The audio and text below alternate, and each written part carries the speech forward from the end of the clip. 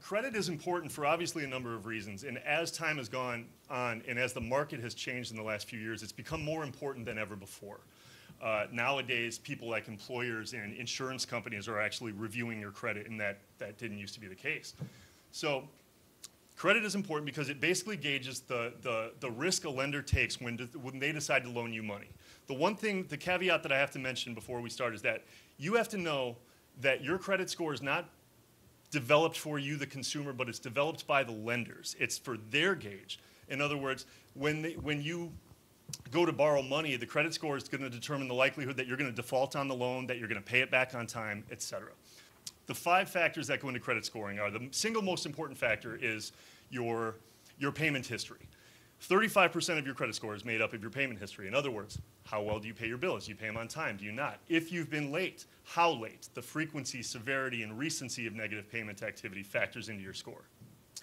The next most important factor, 30%, is based on your credit balances. Now, this is important and it's often overlooked by people.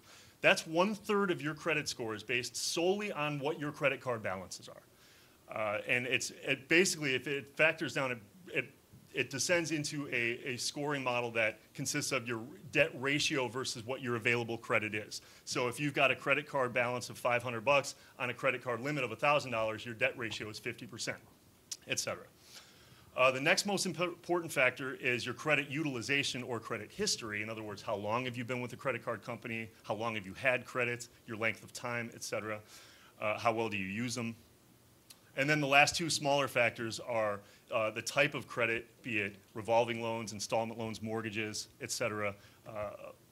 And then the last one is inquiries. How often do you apply for credit, things like that. And again, this is often overlooked. A lot of people don't realize that by going out and applying for a credit card, even if they send you a credit card application in the mail and say you've been pre-approved, that will negatively affect your score.